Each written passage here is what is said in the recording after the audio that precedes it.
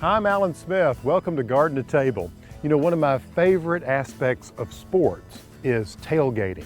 You know, it's always about the food, people getting together, having a good time and talking for hours endlessly about, well, their favorite sport or their team. You know, tailgating is a $12 billion a year industry. Now, I have to say, the food that one eats while one's tailgating isn't always the healthiest. So in today's show, I thought we would take a look at maybe some healthier recipes and even some recipes that you might use some of those vegetables you might have grown in your own garden. And hey, the other thing about tailgating to keep in mind is that, you know, you can have a tailgate party in your own backyard. You don't always have to go to the stadium. So why don't we get started?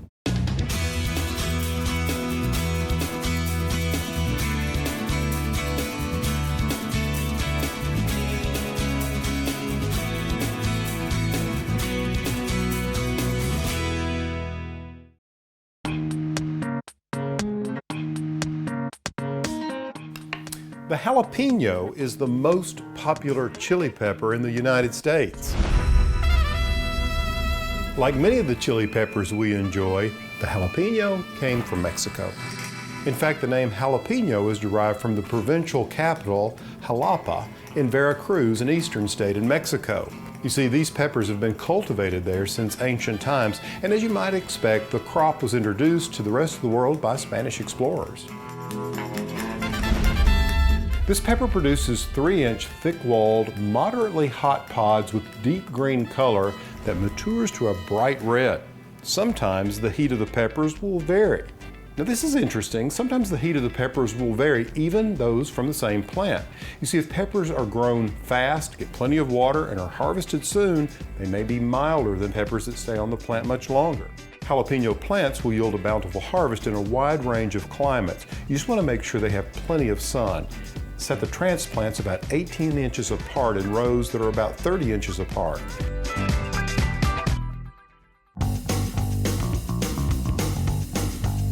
You know, it's like some kind of unwritten rule. If you're going to have a tailgate party, you got to have some kind of a dip. Now, this is a delicious and simple to make dip. It's based on one of my favorites, ranch, but it's a jalapeno ranch dip. And I'm starting with 1 jalapeno. You can grow these in your garden or you can pick them up at the market. What I've done here is I've actually stemmed and seeded 1 jalapeno. And what you're going to start with is a ½ cup of buttermilk. And I'm just going to pour this into the food processor. And then I'm going to take a ½ cup of a light mayonnaise. Now this recipe makes about, well, it's a little over a cup of dip. So just think about that. If you're tailgating and have a big crowd, you may want to double, even triple this. All right, so there's the mayonnaise. And then I just mentioned the jalapenos. So I'm just going to drop those in there. This is 1 jalapeno, as I said, stemmed and seeded. And then the juice of 1 lime. Here we go. Love that lime. And 2 green onions. 2 green onions. So good for tailgating. You know, you kind of have to wonder why do they do tailgating for opera? And then here's some garlic, 2 cloves of garlic. That's really all you need other than a little salt and pepper. So I'll add some pepper, and you can do this later so you don't have to add too much right now. Just add a little salt and then we'll taste it. Okay, speaking of taste, we're gonna add the cilantro. Now, I love cilantro. It's a great herb in my garden in the spring and in the fall when it's cool. So I kind of like a lot of cilantro, but some people don't. So I'm going to get like a handful of cilantro leaves. I'm going to add them in here, maybe a few more. And I'm not really getting the stems because I don't want the stems showing up in the dip, mainly those tender leaves. So there we go. And we're ready to blend all of this together. That's about right. Just want it all smooth. Look in there, you can see how lovely the color is. I just want to taste this. Make sure it's nice and creamy. It is. You're definitely going to make more than 1 recipe of this when you get started. You can make this the night before, so you've got it on hand. When you eat it, if you want to stay healthy, stay away from the chips and use raw vegetables. Hey, and if you grow those vegetables yourself, you get extra points. Give this a try, you're gonna love it.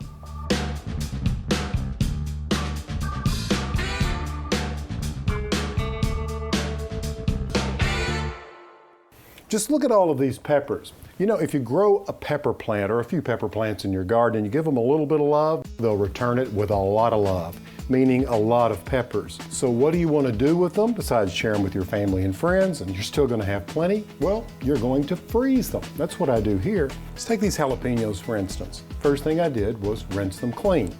All right, one thing to keep in mind, peppers can be hot. You get the pepper on your hands. The active ingredient is called capsaicin. Well, you want to make sure that you're using a soap. You don't want to use hand soap. Use dishwashing soap because that is formulated to cut through oil and grease, and that'll help remove that from your hands. So why don't we get started? With these, what I like to do is just simply take them, cap them, and then begin to take out the seeds. Now, in this case, I didn't take out the seeds because if you want to do a dish that is really hot, those seeds will deliver the punch. If you want something that's a little milder, take the seeds out. There's probably a lot of different ways to do that, but what I do is just take a jalapeno, I cap it, take the cap off like that, cut it in half, and then I can just take a small butter knife, it's not too sharp, and just run it around the edges like this. You don't bruise the pepper so much. And you can just kick the seeds out. What's great about this, you can freeze these for, up to 3 to 5 months. What I do is just slice them thinly like this, because I tend to use them that way in cooking.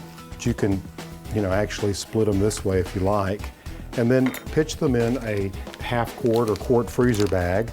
Smaller the better, I think. You want to push all the air out once you fill it up and then pop it in the freezer like I've done here with these. Now what you want to do is you want to write on here whatever you're freezing. It might be habaneros or jalapenos, whatever, chilies, put the date, and sometimes I even will put the amount that I have frozen in this bag. For instance, this is a cup of peppers, so if I'm doing a recipe, I know I can throw the entire amount into that recipe. And this is great for like soups through the winter, casseroles, or even that dip I talked about earlier.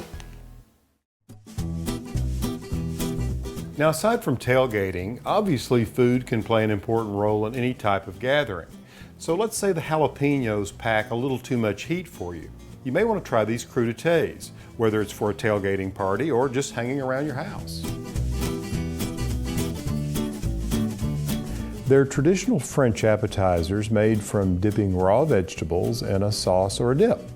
This particular recipe is quite simple and utilizes 3 of my favorites from the garden: cherry tomatoes, chives, and parsley. When planting tomatoes, keep in mind that they'll need at least 8 hours of sun to bring out their best flavors. That's what it's all about, The first thing you'll want to do is make a vessel to hold this dip that you're about to create. And you can use a red bell pepper to do this. All you want to do is just chop off the top of the red bell pepper and scoop out the ribbing and the seeds. With an electric mixer, blend 1 cup of sour cream and 1/2 cup of cream cheese together. Now once this is blended, you're going to add a teaspoon of garlic chopped, 2 tablespoons of scallions chopped, 2 tablespoons of fresh chives chopped. And you want to blend all this together. Then place this mixture into the hollowed bell pepper. Finally, just place the pepper in the center of a platter and cluster the cherry tomatoes around the dip on the platter and garnish it with some parsley. Oh, by the way, parsley not only complements most dishes, but it can also make a great edging in the garden.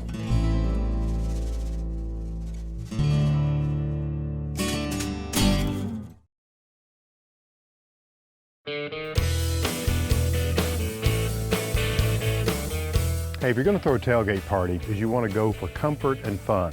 The day of the party, before your guests arrive, preferably before the guests get here, you want to set the scene.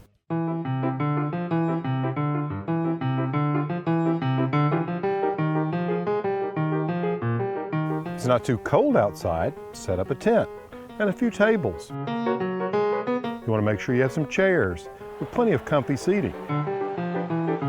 And don't forget the TV.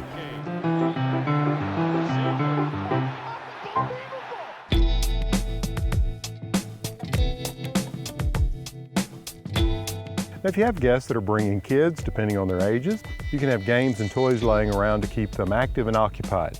And if it's a little chilly out, you could build a small fire in a fire pit or a chimenea and have some marshmallows handy for the little ones. Plus, if you have a few small blankets lying around, lay them out for your guests just in case. I also try to station galvanized buckets in various locations filled with ice and bottled water, or even peanuts for easy access.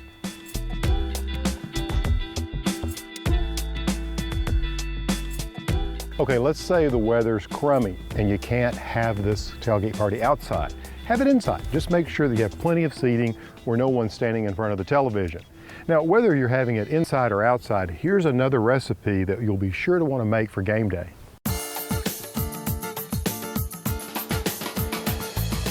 Hey, I have a veggie quesadilla recipe. It's so simple to make and it's really affordable. It's delicious too.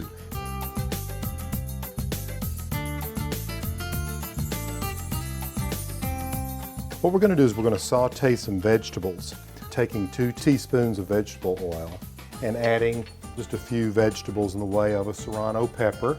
There you go. This is what a little serrano pepper looks like. And we're going to add half a bell pepper and half a white onion. And we just want to saute these. This is such an easy recipe that you can do these out on a grill. If you're tailgating and you've got a portable stove, you can do it out there. And what's great about it is the cost, well, about 43 cents a serving. You can't beat that. And the flavor, well, it's excellent. Now you're going to saute these until the vegetables begin to get soft. And get creative with the vegetables, and you get extra points if you grew them yourself. Flavors are beginning to combine here and the aroma is really nice. Just give it just a minute or two longer. See, quesadillas, well, they're just one of those really fun foods. People love them and they're great for a party. So you can see the onions are soft now, they're slightly brown. The peppers are changing color and they're soft. What I'm going to do is I'm just going to move these off the burner. Just move them back here. I'll turn down the heat just a little bit and I'm going to pull this other skillet over like that. And now we're going to take these tortillas and I'm going to just on one side of the tortilla spray some oil, and on this side of the tortilla we'll spray some oil like that. While the skillet's heating up, I'm going to begin to add some ingredients to these quesadillas. We're going to start, of course, with some cheese.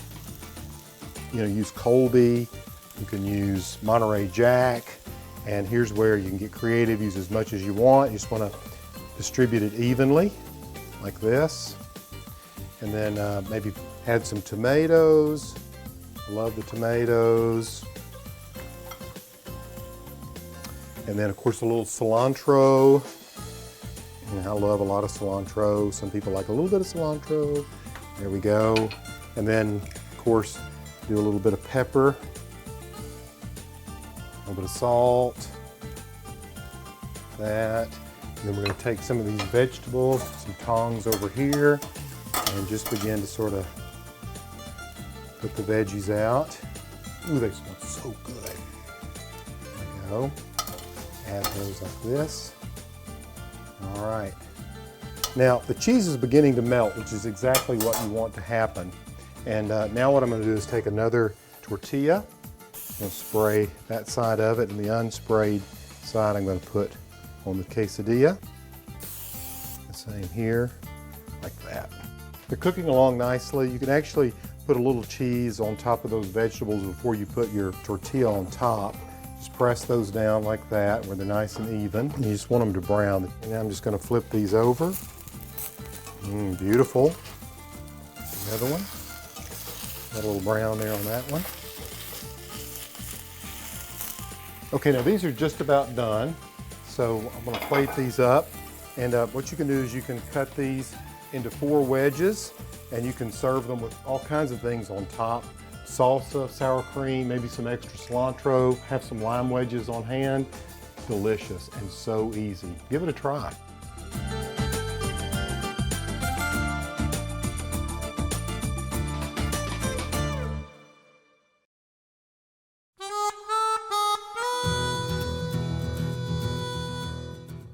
I don't know about you, but I really enjoy finding things that are fairly ordinary, like a jar like this, and turning it into something useful and creative.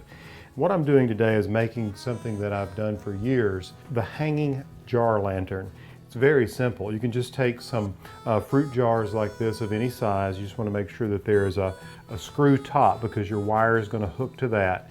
And by the way, these are really great to hang in trees for holiday parties or end of summer parties or even something for a fall festival.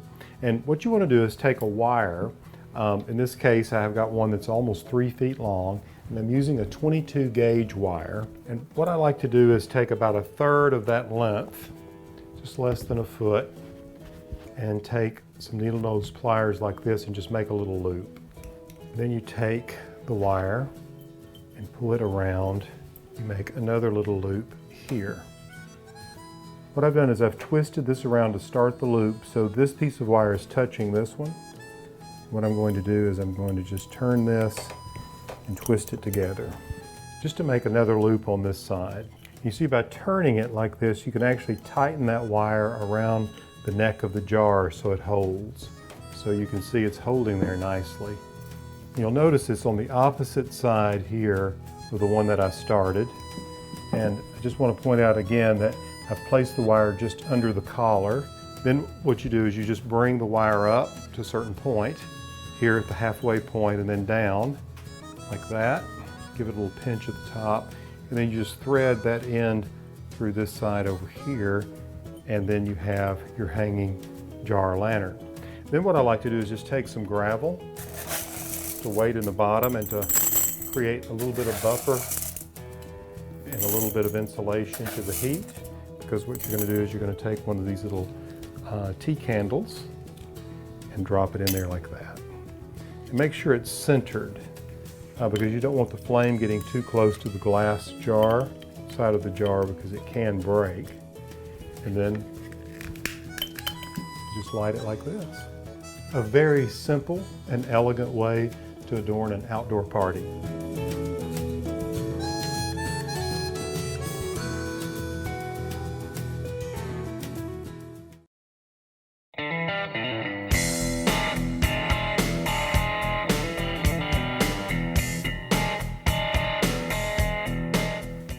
Now, when you're throwing this tailgate party, you need to be fully prepared. I've got a few things in here you might want to consider. Safety first. You need a safety kit of all sorts of things. You never know when there might get a little burn from the grill, might get a little rough throwing the ball around. Some other things to consider would be, if you're using plastic and paper, make sure you have garbage bags to put your trash in. If you want to save loading up the landfill, take your own dishes, take them back home and wash them.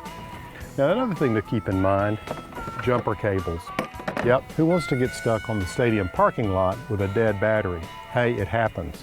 The next thing to think about is, in case it rains, maybe some ponchos or some extra clothing for someone who maybe comes, didn't dress appropriately, begins to cool off. Hey, you've got something for them. Or if it begins to rain, the ponchos come in really handy.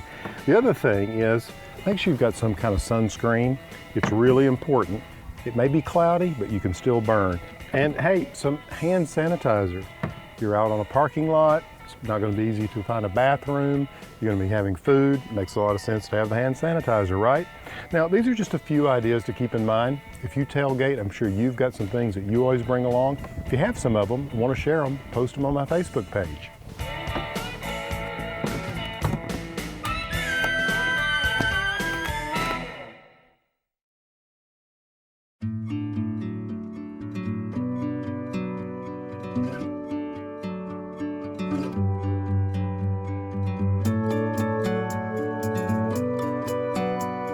There's just something amazing about the aroma of fresh cilantro. Herbs are pretty basic and easy to grow if you get the conditions right.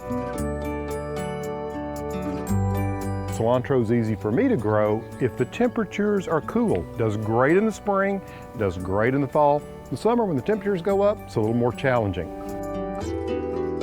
Now let's go back to those growing conditions again for cilantro. If you grow it in containers, you can move the containers into sort of a cooler place in the summer. They get a little more shade, maybe the north side of the house, and you can extend that growing season.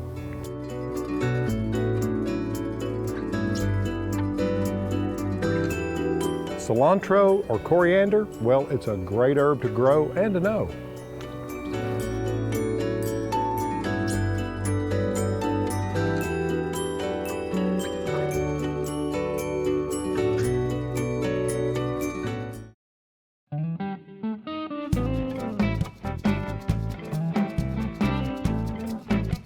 So how many people do you know who say, I have the world's best chili recipe? I know a lot of people. You know, there's actually an international chili society that actually hosts a chili cook-off every year. Well, this is a vegetarian chili recipe that is so easy to make, and it's so full of flavor you won't believe it. You literally just sort of dump all of these things in a pot and let it cook, and you're ready for your guests. So why don't we get started by sauteing just a few ingredients. We're going to take 2 tablespoons of olive oil in the bottom of this stew pot at medium heat. We're going to add 1 cup of chopped red onion, 4 cloves of garlic minced, there we go, and then some chili powder, 2 tablespoons of chili powder. Look at that color, that's beautiful. And then some cumin, 1 tablespoon of cumin. What we want to do is we want to, wish you could smell that, it's already smelling like chili.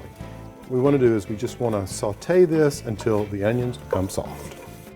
Now that the onions are soft, we're going to add some tomatoes. I have 2 cups of fresh chopped tomatoes. And then I'm going to add 1 can of black beans. You want to make sure that tomato juice gets in there as well. 1 can of pinto beans.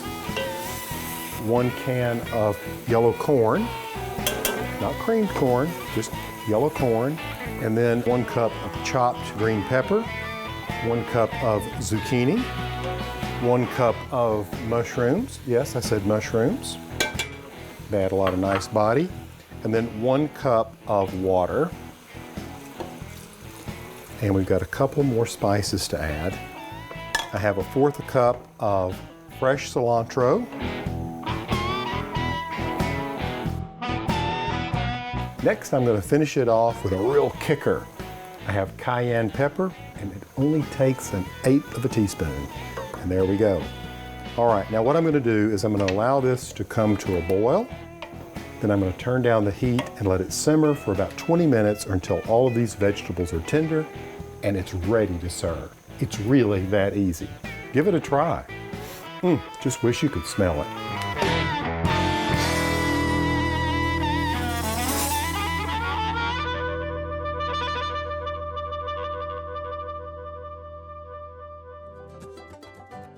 The way I see it, everybody ought to experience a good tailgate party at least once in their life, even if it's in your own backyard.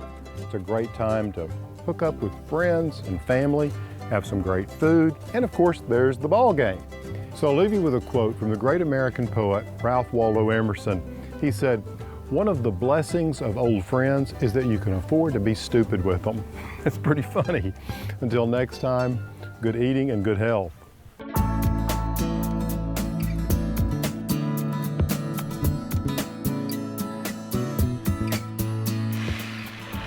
All right, you just want to blend all of this until it's smooth. And just look at that.